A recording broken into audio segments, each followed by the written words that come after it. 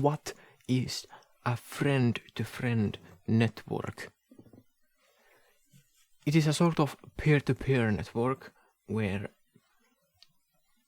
the people, they communicate with only their friends, but are able to communicate indirectly with other people as well who are not directly their friends, but are friends of friends.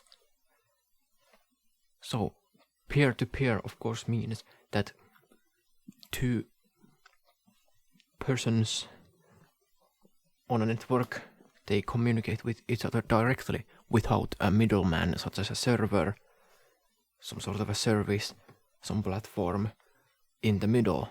They communicate with each other directly. One computer connects to another. So,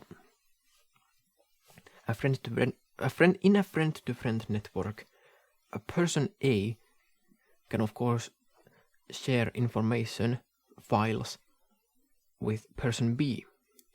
But the difference between a regular peer-to-peer network and a friend-to-friend network is that in a friend-to-friend network, the person A, let's say there are person A, B, and C.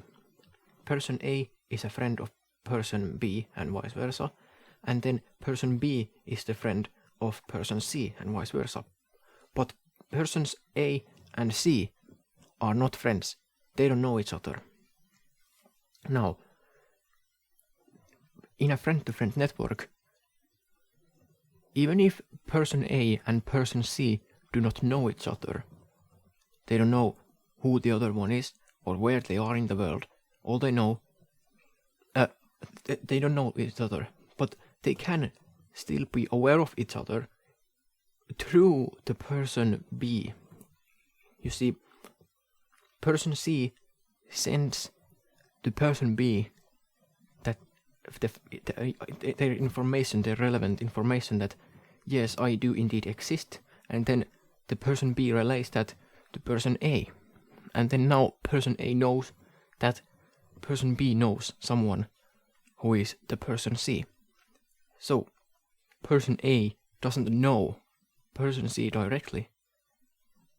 All person A knows is that person B knows someone who is person C.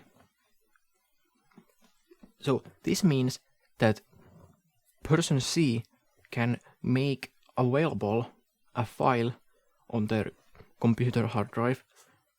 Let's say it is a music recording of a public domain classical music. And then person A wants to download that music recording. Person A can see that person B has relayed the information that person C sends, that I have this file available for download. So person C makes the file available, tells person B, and then person B tells person A. Now person A wants to download the file. Because person A does not know the person C, person A has to send to the person B the request to download the file from the person C, and then person B relays that request to the person C. And now person C gets a request to download the file from person B. Then person C sends that file to person B. Of course, then person B sends that file to person A. And now a file has been successfully transmitted through a friend-to-friend network without person A knowing who person C is. A file can get transmitted without even knowing where it's going, like this. Now, of course, person B in the middle does know who person C is and who person A is. But person A and person C don't need to know each other. So, and of course, it is not limited to only 3 nodes, or what should this be called, in the network. There can be any number of chains or links between these people. The one who sends the file and the recipient. There can be any number of friends in the middle. Theoretically, there could be as many as the network allows, as there could be like infinite amount of people in the middle, but of course that would be impractical. If there are way too many people, the speech would be so slow and impossibly slow to transmit the files. Whatever. But in theory, there's no limit to how many friends can be in the middle in a friend-to-friend network. Of course, the more friends there are, the slower the speeds get and all that. But anyway, there doesn't need to be just 3. So there is a pretty good advantage to a friend-to-friend network. The advantage is that the network can be trusted more, and because you only need to trust your friend, because you are only directly communicating with that one friend you know. So person A knows person B. So person A, if they can trust person B, then that's good enough. Person A doesn't need to know person C, so they don't need to trust their communications with people they don't know. In a regular peer-to-peer network, where people share where people share files directly to other peers, they have to trust those other peers. They are in direct communication with the other peers, so the other peers get to know who and where every peer is. So every peer that you communicate to in a regular peer-to-peer network, they know who you are, basically. On a computer network, they get your IP address. So they know who you are and where you are in the world.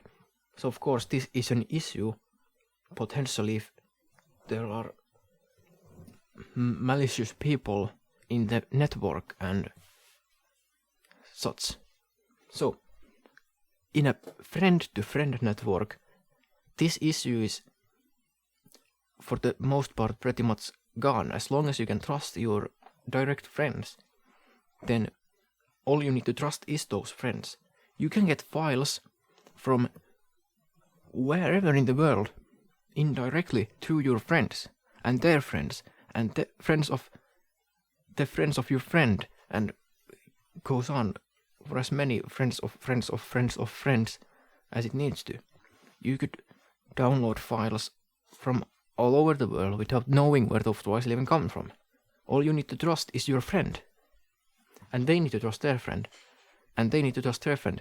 So at no point in the chain does anyone need to know anyone else but their direct friends.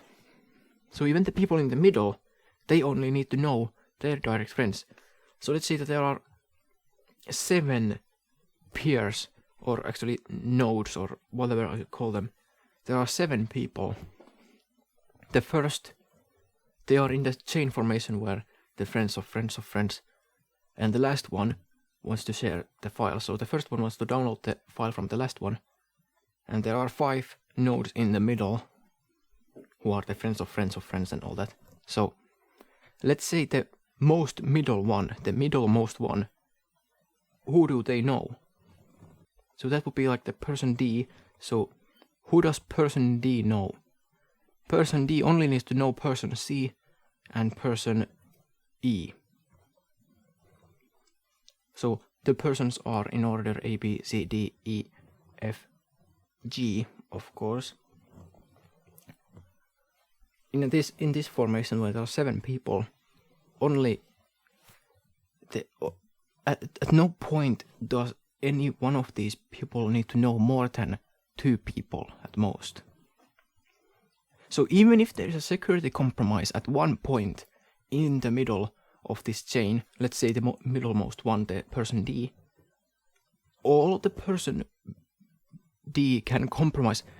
If they are compromised, only their direct friends are compromised then too, potentially, or rather, they are not compromised, but they will be revealed or whatever. Because let's say that the person D is compromised in that, let's say they are themselves malicious, they have malicious intentions, or there is malware on their system, or whatever it may be. If the person D is malicious in any way, all they know is their direct friends C and E. Person D doesn't know anyone else. So,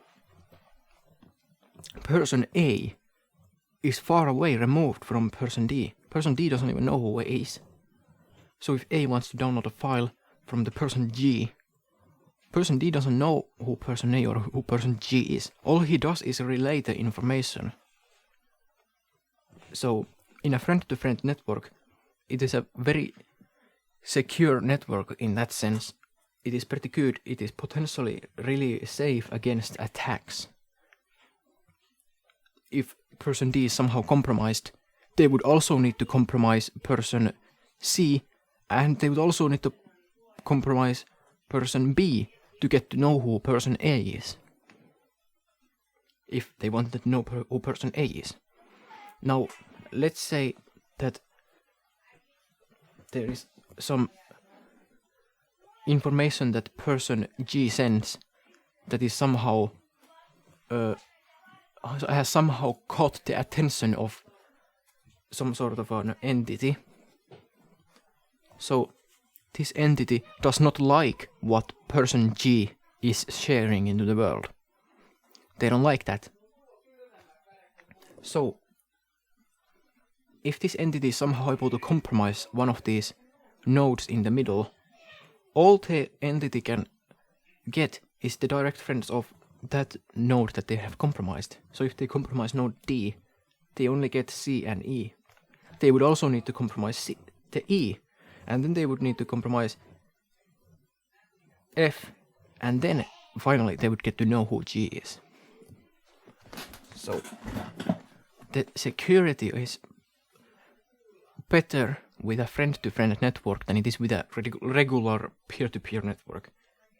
Because in a regular peer-to-peer network, everyone is in direct communication with everyone else involved in the transfers, I would say. In the transfers of the data, everyone directly communicates with the person who they are receiving or sending from to, whatever. So directly sending data to or receiving from, they are directly in communication with each other.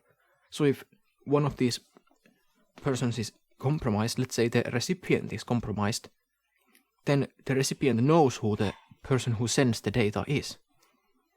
So this is a threat to person to the person who is sending the information. Because the person who is sending the information, if that person who's receiving the information is compromised and they don't like what the person who is sending the information is sending, then the person who is compromised, the one who's receiving, now knows who the person who sends the data is. And that will or can bring trouble to the person who is sending the data. So that is a direct communication, and that is potentially a threat. It is a safety threat and a security threat and all that. It's a threat in many ways, depending on who that entity is, how powerful that entity is in the real world. They could have power in the real world, and they could abuse that power or whatever they might do. So, in a friend-to-friend network, you only need to trust your friends. So, if you can trust your friend, then you're safe.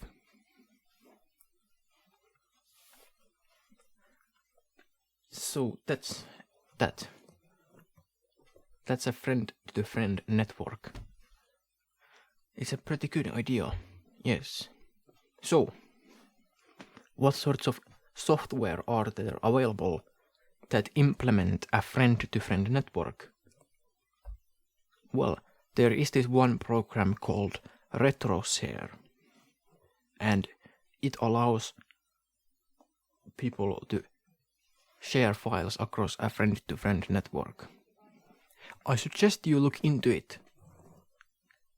It's very interesting indeed.